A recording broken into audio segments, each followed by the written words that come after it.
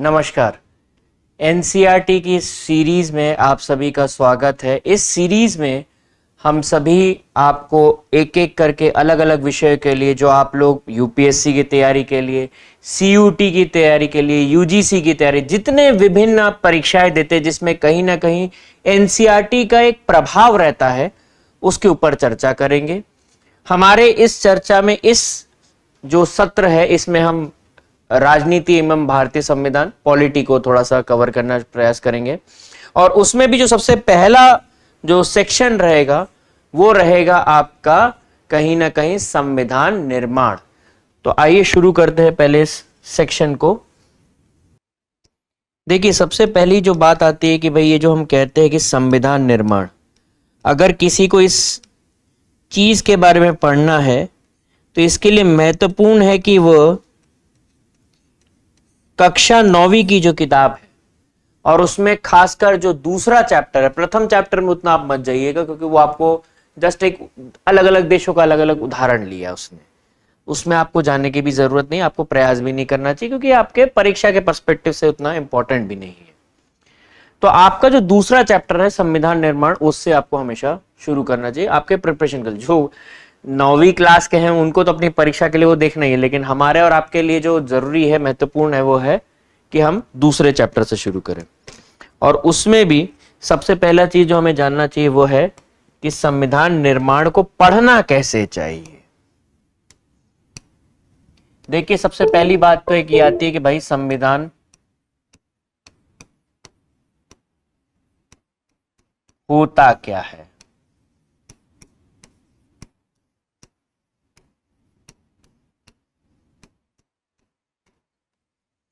और आसान भाषा में कहा जाए, ये एक तरह का दस्तावेज है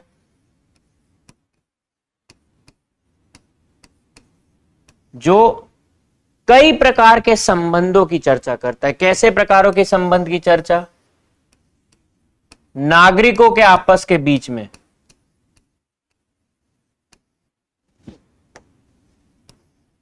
सरकार के आपस के बीच में, भाई राज्य सरकार है, केंद्र सरकार है, ये आपस में कैसे, इनके कैसे कार्य प्रणाली चलेगी।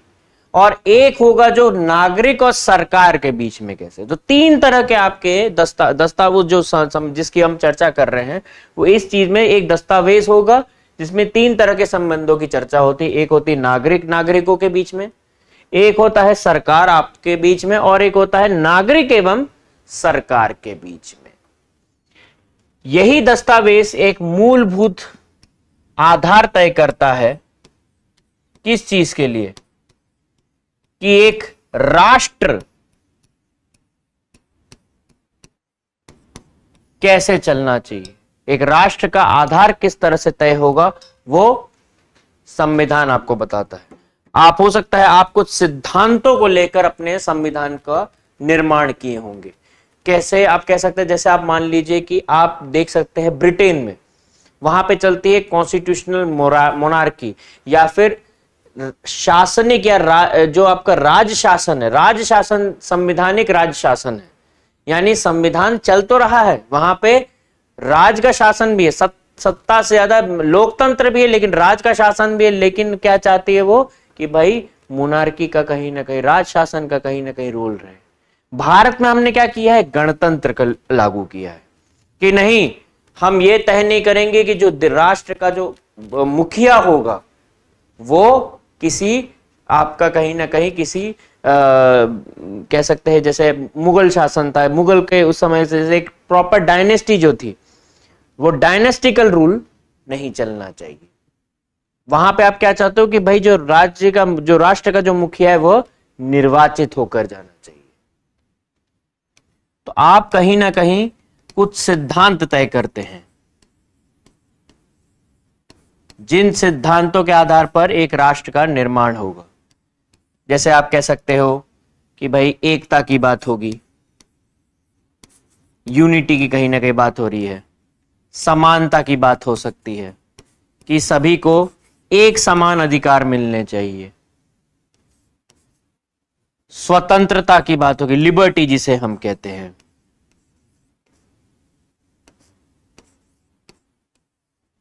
संप्रभुता की बात होगी कि भाई हम ये नहीं चाहते कि हमारे राष्ट्र का निर्माण की जो भी चीजें होंगी, धारणाएं होंगी, वो हम तय करेंगे। बाहर हम किसी के उसके जोर से नहीं चलने वाले। लोकतंत्र की एक सिद्धांत अपने आप में तय होगा।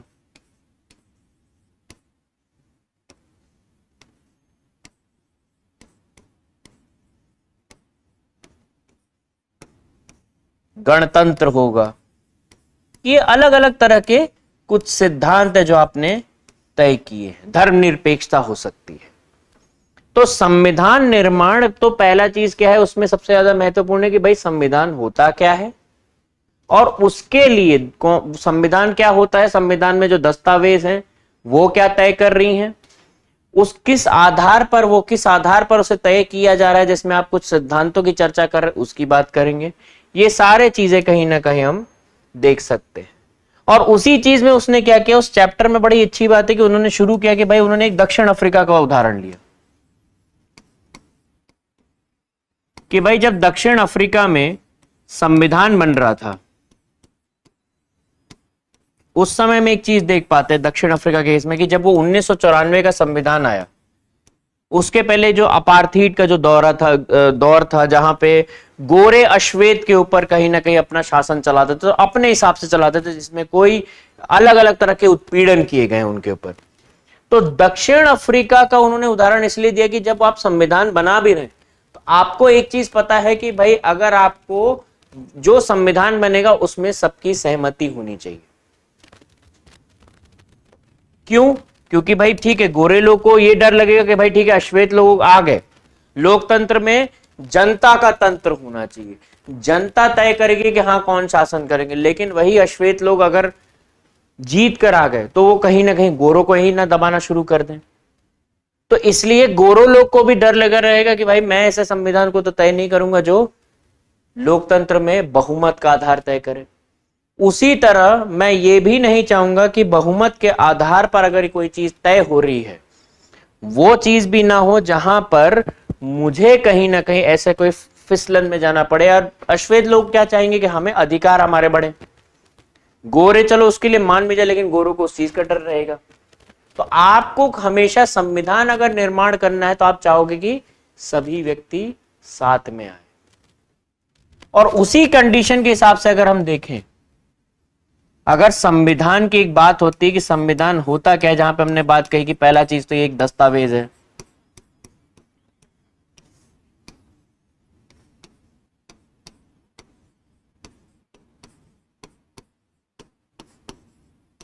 दूसरा चीज हमने क्या कहा कि ये कुछ सिद्धांतों को तय करेगा,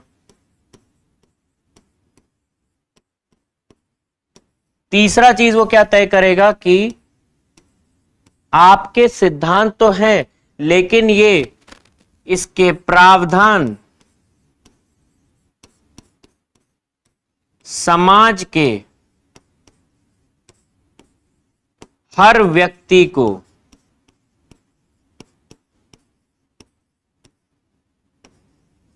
संतुष्ट कर सके।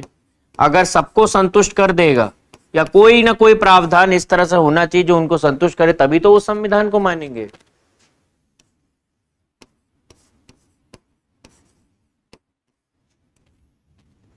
इसके साथ क्या होगा, संविधान लाने का मुख्य कारण क्या था कि भाई जब ये आपके मोनार्की और ये जो भी रहती है शासन जो कर रहे थे, राज शासन जिनकी चल रहा था, जिनका राजतंत्र था, वो हमेशा इस चीज का प्रयास करते थे कि राजतंत्र में आपका जो क्या कहते हैं कार्यपालिका की जो शक्ति है एग्जीक्यूटिव पावर, जो आपके न्यायपालिका की शक्ति है जुडिशियल पावर, या फिर आपके जो विधायिकी की शक्ति, वो सब एक के पास थी। यानी आपने शक्तियों का केंद्रीकरण कर दिया था। और अगर शक्तियों का केंद्रीकरण होगा तो उससे क्या होगा, शक्तियों का दुरुपयोग हो सकता है। इसलिए सबसे महत्वपूर्ण चीज क्या है, शक्तियों का विखंडन हो जाना। यानी वो जो सरकार जो चल रही है वो सरकार को कहीं ना कहीं उसके जो मतलब जो शक्तियां हैं उसको रोका जा सके। वो अब उनकी कोई एक सीमा तय होनी चाहिए, यानी एक सीमित सरकार,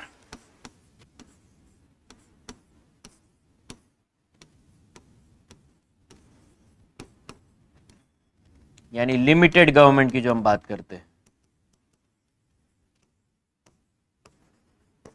ये कुछ कुछ मुख्यतः चीज होती है। और वही अगर भारत के केस में देखा जाए तो ये महत्वपूर्ण हो जाएगा कि भारत में संविधान निर्माण जब हो रहा था वो कौन कौन से एक तरह से मुश्किलें या क्या क्या चीजें थी जिसने भारत में संविधान निर्माण को प्रभावित किया है। जैसे कि आपका उस समय भारत के केस में अगर देखा जाए विभिन्न देशों के संविधान तब तक आ चुके थे, तो भारत ने उन चीजों को पढ़ा। विभिन्न राष्ट्रों के संविधान का अध्ययन,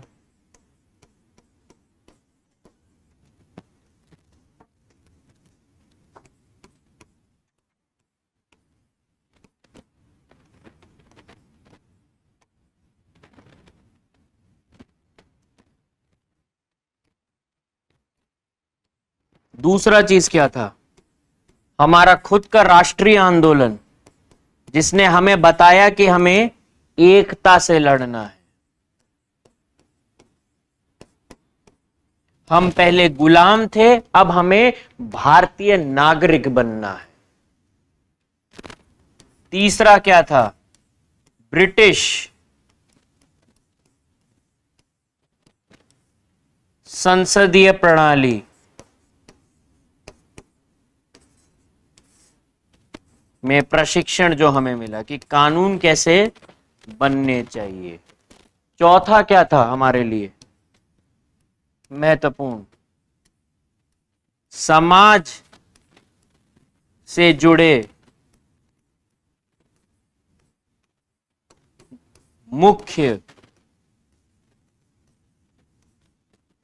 जो अंग थे या मुख्य जो तकलीफें थी, जो मुख्य दिक्कतें थी, उन्होंने कहीं हमें बताया कि भाई ये जो आपका कहीं ना कहीं जो कास्ट सिस्टम है ये एक तरह से सही नहीं है। वर्ण व्यवस्था के हिसाब से या इन चीजों के हिसाब से अगर आप वो करोगे, जातिवाद फैलाओगे, उसने भी कहीं ना कहीं भारतीय समाज को बहुत तोड़ा था।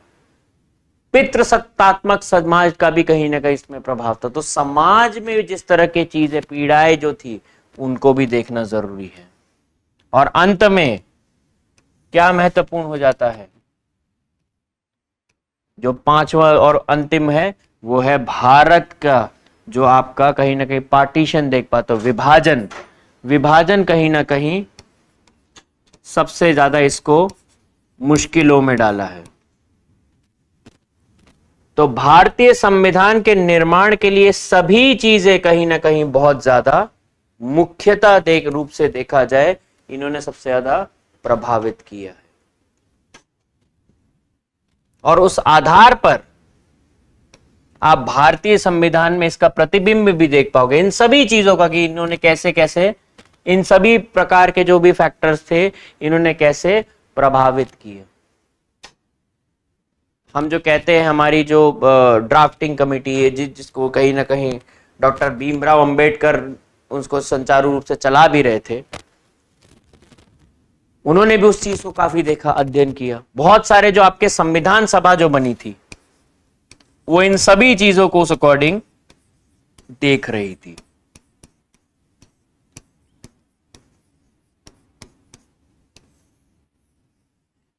संविधान सभा में बहुत सारे अच्छे अच्छे नेता गए। और भाई भले ही लोग कहते कि भाई महात्मा गांधी नहीं थे, लेकिन महात्मा गांधी के अनुयायी काफी थे। गांधीवादी नेता लोग जो थे उन्होंने भी उस हिसाब से उस चीज पे प्रभाव डाला। जो राज्य के नीति निर्देशन जिसे हम कहते हैं, या जो भाग 4 है हमारा संविधान का, या जिसे directive principle of state policy कहा जाता है, उसमें कहीं ना कहीं गांधीवाद हमें दिखता भी है। संविधान सभा में इसी चीज की वजह से बना कैसे था, इसकी पहली मीटिंग कब गठन जब हुआ, ये 9 दिसंबर को 1946 में, तब तो इसने कैबिनेट मिशन के जो चीजें थी उसके आधार पर शुरू हुई। पर जब भारत का विभाजन की बात तय हो गई तो इसमें केवल मुश्किल से रह गए थे 299 लोग। लेकिन 299 लोग अलग अलग विविध बैकग्राउंड से आ रहे हैं, अलग अलग उनकी पृष्ठभूमि है, और फिर भी वो एक संविधान के लिए मान जाए। ये अपने आप में बहुत बड़ा, मतलब बहुत सुंदर चीज आपको दिख सकता है। एक बड़े प्रचलित आपके ऑथर हैं माधव खोसला, इन्होंने एक बहुत अच्छी बात कही थी कि भाई भारतीय संविधान को अगर समझना है, ये भारतीय संविधान खूबसूरत क्यों है, क्योंकि 300 करीब प्राय 300 अलग अलग व्यक्ति, 300 अलग अलग मानसिक विचारों के 300 अलग अलग विचारधारा रख सकते हैं, 300 अलग अलग व्यक्ति अलग अलग पृष्ठभूमि से आए हैं, लेकिन सबने क्या किया, एक संविधान पे हामी भरी। ये चीज बनाता है भारतीय संविधान को बेहतरीन। जो हमने अभी दक्षिण अफ्रीका के केस में अभी जो हमने चर्चा की कि एक संविधान में, या संविधान की जो हम बात कर रहे थे कि इनके प्रावधान इस तरह से होने चाहिए कि समाज के हर व्यक्ति को ये संतुष्ट कर सके। कुछ प्रावधान ऐसे होंगे जो किसी व्यक्ति को संतुष्ट करे, कुछ प्रावधान ऐसे होंगे जो किसी और को संतुष्ट करेंगे, लेकिन ये किसी ना किसी तरीके से सबको संतुष्ट कर सके। और उस आधार पर ये जो 299 जो व्यक्ति थे, अगर इसी आधार पर देखा जाए, बहुत लोग कहते हैं कि भाई ये संविधान सभा एक तरह से देखा जाए निर्वाचित नहीं थी, लेकिन कैबिनेट मिशन ने भी क्या किया, संविधान सभा किस तरह से बनाई, कुछ आपका कहां से लिया इन्होंने, जो राज्यों की जो विधानसभा थी उन्होंने भेजा,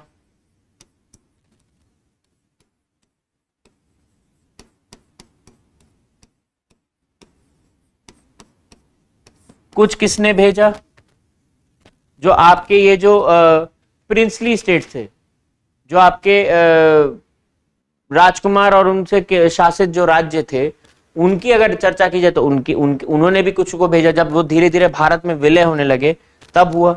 इनफैक्ट आपका भारतीय संविधान का निर्माण और भारत का निर्माण दोनों एक साथ अपनी कहानी लिखता है, अपनी पटकथा एक साथ लिखता है। कैसे, आप सोचिए, जब भारत का विभाजन हो रहा है उसी समय हम किस चीज की बात कर रहे हैं कि भाई कहीं ना कहीं हमें ये देखना पड़ेगा कि ये जो आपके जो रजवाड़े हैं इनको भी अधिकार दे दिया गया कि या तो आप भारत के साथ विलय हो जाए, या तो पाकिस्तान के साथ विलय हो जाए, या तो आप स्वतंत्र भी रह सकते हैं।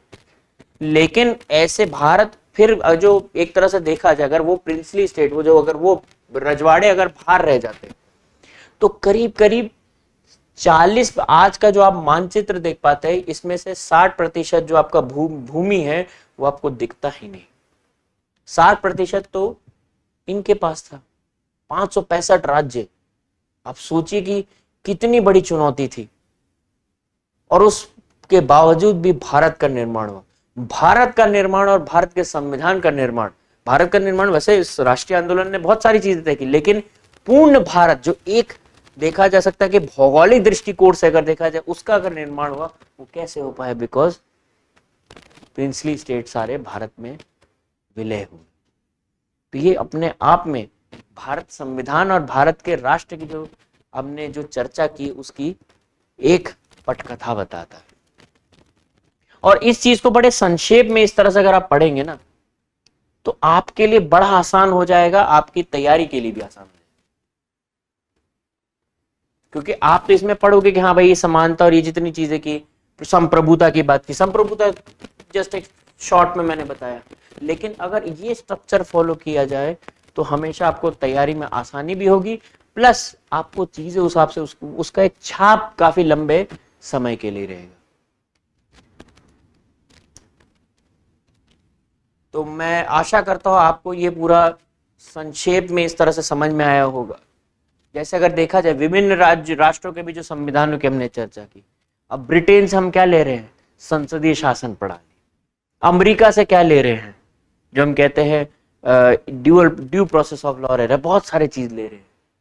रशिया से हम क्या ले रहे हैं, रूस से हम ले रहे हैं समाजवाद का जो एक आधार था उससे ले रहे हैं न्याय का, चाहे वो राजनीतिक रूप से दिया जाए, चाहे वो आर्थिक रूप से दिया जाए, चाहे आपका कहीं ना कहीं सामाजिक रूप से दिया, लेकिन न्याय देना जरूरी है। फ्रांस से क्या लिया हमने, गणतंत्र लिया। हर देश में जिस तरह से, अगेन आपको एक चीज और समझना पड़ेगा, भारत में संविधान निर्माण कैसे तय हो रहा है, समाज में उस समय क्या स्थिति चल रही है। ब्रिटेन में भी जो संविधान निर्माण बना है वो वहां के समाज के हिसाब से बना कि संसदीय शासन प्रणाली के लिए वो क्यों गए। अमेरिका ने अगर न्यायिक संप्रभुता की बात कही तो इसलिए कही क्योंकि उनको ब्रिटेन के सिस्टम में उनके साथ ब्रिटेन का जो अनुभव था, क्योंकि वो भी एक तरह से उपनिवेश थे, भारत जिस तरह से था वैसे अमेरिका भी था, उस कारण से उनको भी दिक्कतें आई। तो ये चीजों को जब आप बड़े इस तरह से समझोगे ना, आपके लिए अपने आप बहुत सारी चीजें आसान हो जाएंगी। तो इसी के साथ मैं इस सत्र को समाप्त करता हूं। प्रयास कीजिए कि इसको इसी तरीके से पढ़े, और इसी हिसाब से अगर आप पढ़ेंगे आपके लिए बिल्कुल सफलता तय है आपकी परीक्षाओं के लिए। तो तब तक के लिए, अगले सत्र तक आने के लिए मुझे इजाजत दीजिए। धन्यवाद।